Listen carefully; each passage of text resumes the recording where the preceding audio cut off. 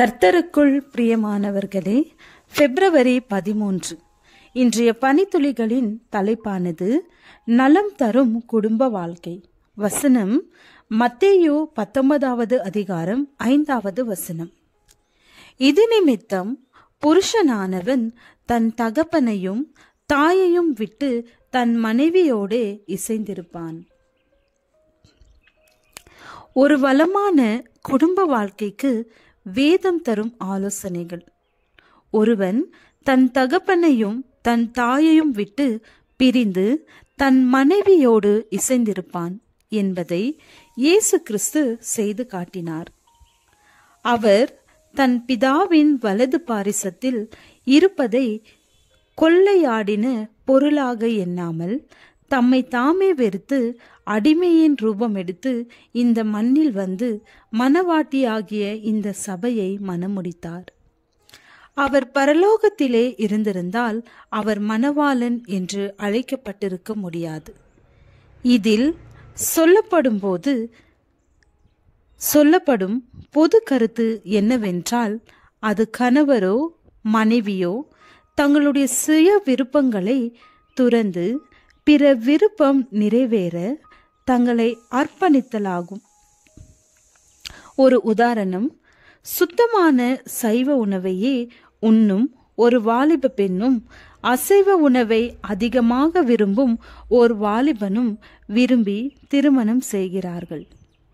திருமணத்திற்கு பின் அந்த பெண்ணுக்கு அவர் வீட்டுக்கும் தொடர்பு துண்டிக்கப்படும் என்று சொல்லப்பட்டது.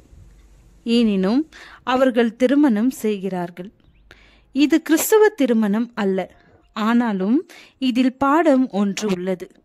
திருமணத்துக்கு முன்பாகவே இவர்கள் ஏற்படுத்தி கொண்ட உடன்பாடு, திருமணத்துக்கு பின் கணவன் அசைவ உணவை தவிர்க்க வேண்டும், ஆனால் முட்டையை மட்டும் சேர்த்து கொள்ளலாம்.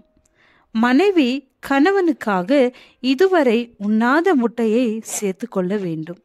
இப்படியாக ஒரு பொது கருத்து வந்து நல்ல குடும்பத்தை ஸ்தாபித்தவர்கள் உண்டு.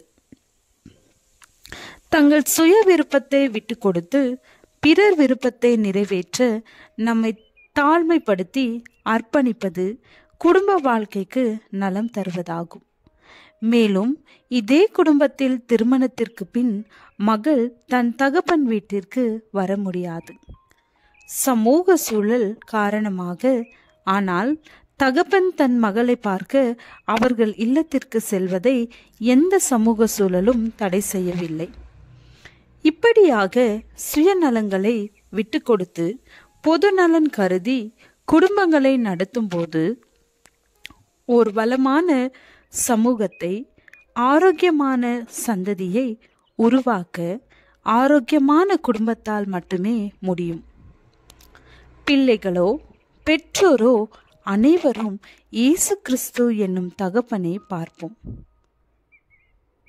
தன் பிள்ளைகளை எப்படி நடத்துகிறார் என்று கிறிஸ்தவ என்னும் மணவாளனை பார்ப்போம்.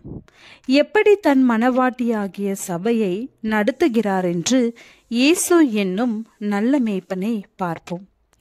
எப்படி தன் ஆடுகளை மேய்க்கிறார் என்று இவரை பற்றி அழகாய் சொல்லியிருக்கும் பரிசுத்த வேதாகமத்தை தினமும் வாசிப்போம். அது சொல்லும் அவர் எவ்வளவு நல்லவர் என்று.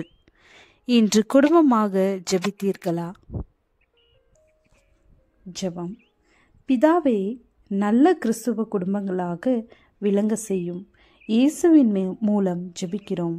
ஆமென்.